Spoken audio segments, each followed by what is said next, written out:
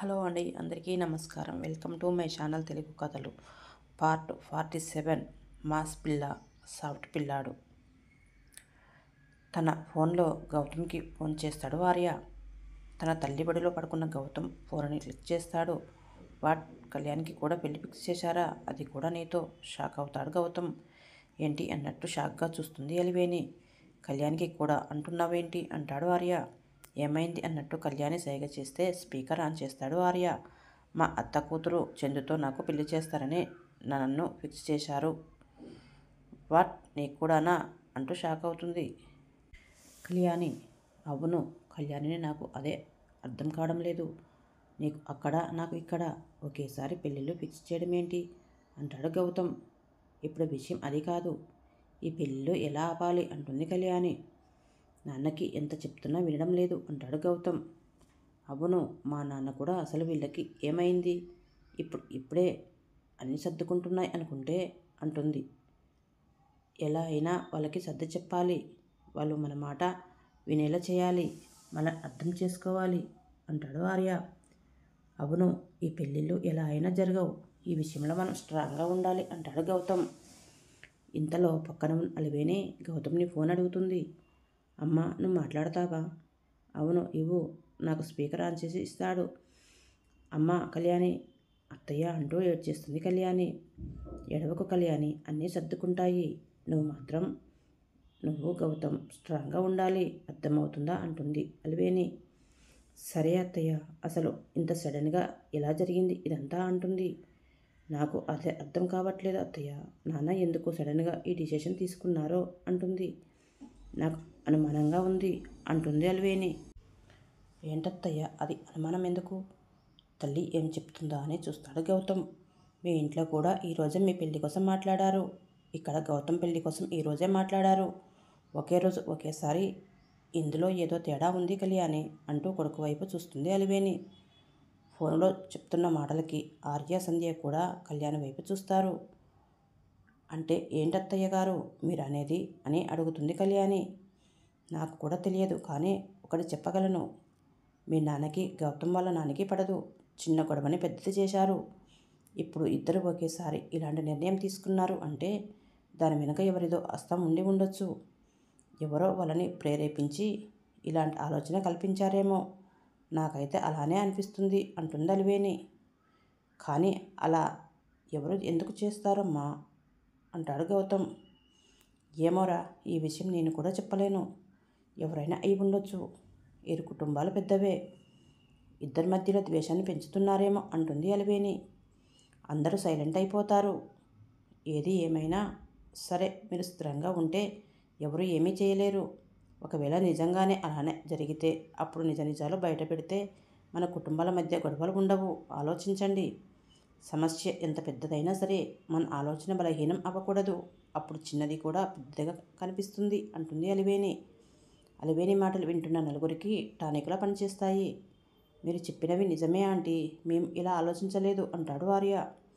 నిజంగా ఎవరైనా కావాలని చేస్తున్నారా లేదా అనేది ముందు తెలుసుకోండి. తర్వాత దానికి పరిష్కారం ఎతకవచ్చు. సమయం ఉంది. సమస్య మనకి కనిపించినంత సులభమైనది కాకపోవచ్చు. అందులో ఎంతో లోతు ఉందో తెలుసుకోండి అంటుంది అలివేణి. సరే అమ్మా అంటాడు గౌతమ్. నాకు పని ఉంది, మీరు మాట్లాడుకోండి. జాగ్రత్త, మీ నాన్న చూస్తారు అనేసి అక్కడి నుంచి వెళ్ళిపోతుంది అలివేణి. ఆలోచిస్తే అమ్మ చెప్పింది నిజమే అనిపిస్తుంది అంటాడు గౌతమ్. నిజమే వర్మ, అత్తయ్య సరిగ్గా చెప్పారు. ఎవరో కావాలని చేస్తున్నారు అంటుంది కళ్యాణి.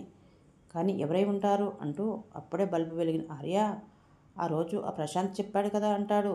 అవును కదా, మన వాళ్ళు ఇలా చేయమని చెప్పారు అని అంటాడు గౌతమ్. మనం ఇంతవరకు అది ఆలోచించలేదు అంటుంది కళ్యాణి. ఎవరై ఉంటారు అంటుంది సంధ్య. మనం ఆలోచించడం ఎందుకు, వాడిని అడిగితే తెలుస్తుందిగా అంటాడు ఆర్య. నేను పవన్కి కాల్ చేసి అడుగుతా ఉండు అంటూ ఫోన్ కట్ చేస్తాడు. సంధ్య, అత్తయ్య చెప్పారు కదా ధైర్యంగా ఉండమని. ఇక నుంచి ఏడవకు. ఏదో ఒకటి చేసి అయినా సరే ఈ పెళ్ళి ఆపేస్తా, సరేనా అంటుంది కళ్యాణి.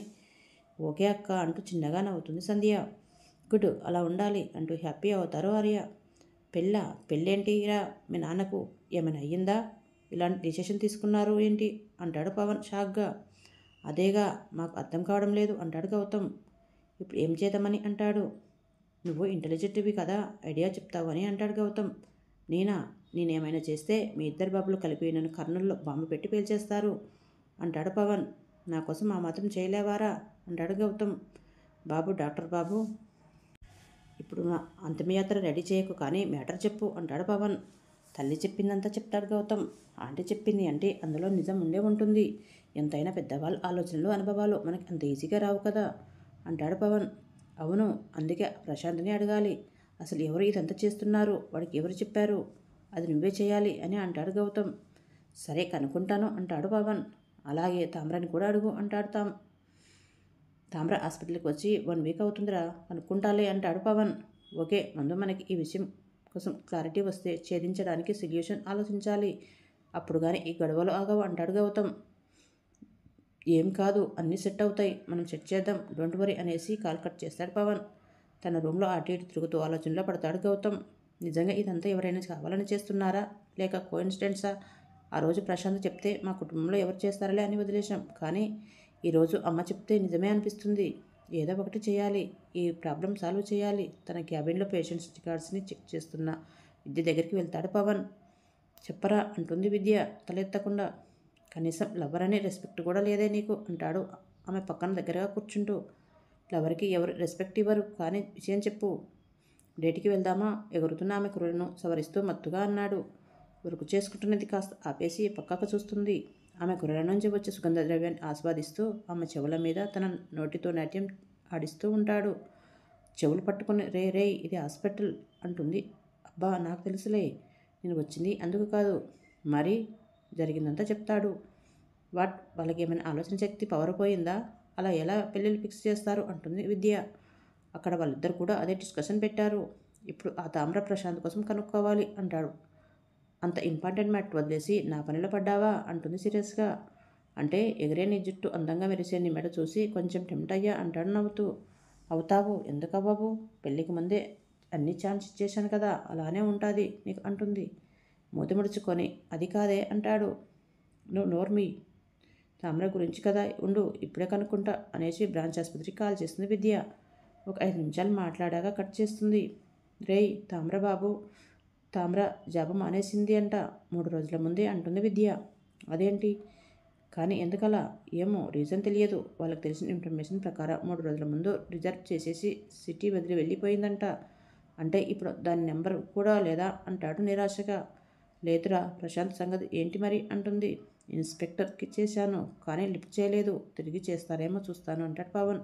ఓకే అంటూ తన వర్కులో విద్య మునిగిపోతే ఆమెను తన సెల్ఫిషేషన్లతో డిస్టర్బ్ చేయడంలో పవన్ మునిగిపోతాడు. ముసిముసిగా నవ్వుకుంటున్న రే కెమెరాస్ ఉంటాయిరా అంటుంది. వాటిని కవర్ చేస్తూ ఇప్పుడు నాకు ఖాళీనేలే, పర్లేదు అంటూ ఆమె మీద చేతితో ముగ్గులు వేస్తాడు. ఒళ్ళంతా జివ్వమంటుంటే ఇష్టంగా భరిస్తుంది విద్య. ఈ చీరలో నువ్వు సెక్సీగా ఉన్నావు తెలుసా, ఆమె చెవుల్లో అస్కీగా అంటాడు. ఇష్టమని చీరలు కట్టుకొని హాస్పిటల్కి వస్తుంటే నువ్వు చేస్తున్న పని ఇది అంటుంది చిరుకోపంగా చూస్తూ. అందుకే నాకు చీరలంటే ఇష్టం. వర్క్ కంప్లీట్ చేసుకొని ఇంకొక 20 డేస్లో వచ్చేస్తారమ్మా వాళ్ళు, వెంటనే పెళ్ళికి ముహూర్తాలు పెట్టించేస్తా అంటాడు పవన్. అప్పుడు తొందర ఏంటి అంటుంది. తొందర అంటావేంటి, ఇప్పటికీ లేట్ అయిపోతే అంటాడు. పెళ్ళికి ముందు అన్నీ అయిపోయాయిగా, ఇంకా పెళ్ళికి తొందర ఏముంది అంటుంది. దానికి దీనికి సంబంధం ఏముంది, పెళ్ళి అనేది దానికి చేసుకోవాలా ఏంటి? నాకు అలాంటి ఒపీనియన్ లేదులే, నీతో లైఫ్ లాంగ్ కలిసి బతకాలి, నువ్వు నా భార్యవి, నువ్వు నా సొంతం అనే ఫీల్ ఎంత బాగుంటుందో తెలుసా గాల్లో చూస్తూ అంటాడు పవన్. తనని గట్టిగా హక్ చేసుకుని ఐ లవ్ యూ రా, చాలా కాలం నేను వెయిట్ చేయించాను, అపార్థం చేసుకున్నాను అంటుంది కొంచెం బాధగా. హే అయిపోయిందిగా, అది అంతా పాస్ట్, దానికోసం వదిలే. ఇప్పుడు ప్రజెంట్లో మనం కలిసి ఉంటున్నాం, ఫ్యూచర్లో మనం కలిసే ఉంటాం అంది. అది మాత్రమే పట్టించుకో, నీకు అంత అనుమానంగా ఉంటే పెళ్ళయ్యే వరకు నీకు దూరంగా ఉంటాను సరేనా అంటాడు. చెంప మీద ఒకటేసి పెదవులను ఏకం చేస్తుంది విద్య. కొద్దిసేపటికి వదిలి చంపేస్తాను దూరంగా ఉన్నావంటే అంటుంది. నువ్వు ఉండవన్నా నేను ఉండను అంటాడు ఆమె బుగ్గను ఫైట్ చేస్తూ. అబ్బా వదులురా, నొప్పి చేస్తున్నావు అచ్చం, మరి మొన్న నువ్వు నా అని అంటున్నా. పవన్ సెన్సార్ కట్ చేయి, లేకపోతే రీడర్స్ నోరు మూసుకుంటారు అంటుంది. అందుకే బుద్ధిగా నాకు కోఆపరేట్ చేయి అంటాడు. కాలు చేతులు విరగొట్టేయాలని నీకు బాగా అల్లరి చేస్తున్నావు అంటుంది.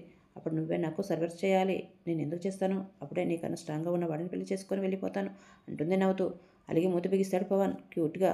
ఇలా ముద్దుగా ఉంటే ఎలారా అంటూ తన ముక్కు పట్టుకొని లాగుతుంది విద్య. ఇంతలో ఇన్స్పెక్టర్ నుంచి కాల్ వస్తుంది పవన్కి. హలో సార్ అంటూ అతనితో మాట్లాడతాడు. కాల్ కట్ చేసేశాక నిరాశగా విద్య వైపు చూసి గౌతమ్కి ఫోన్ చేస్తాడు. ఏమైందిరా తెలిసిందా అని అడుగుతాడు గౌతమ్. లేదురా, వాడిని జైల్లో వేశాక 2 రోజుల తర్వాత వాడిని షిఫ్టింగ్ కోసం తీసుకుని వెళ్తుంటే పారిపోవడానికి ప్రయత్నిస్తే యాక్సిడెంట్ అయ్యిందంట. వాడిప్పుడు హాస్పిటల్ బెడ్ మీద ఉన్నారు, లేవలేని సిచ్యువేషన్లో అంటాడు పవన్. వాడు మాట్లాడలేడా అని అడుగుతాడు గౌతమ్.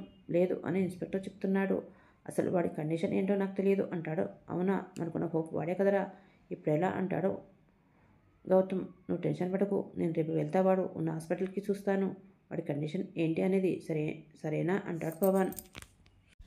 ఓకే ఫ్రెండ్స్, తర్వాత ఏం జరుగుతుందో నెక్స్ట్ భాగంలో చూద్దాం.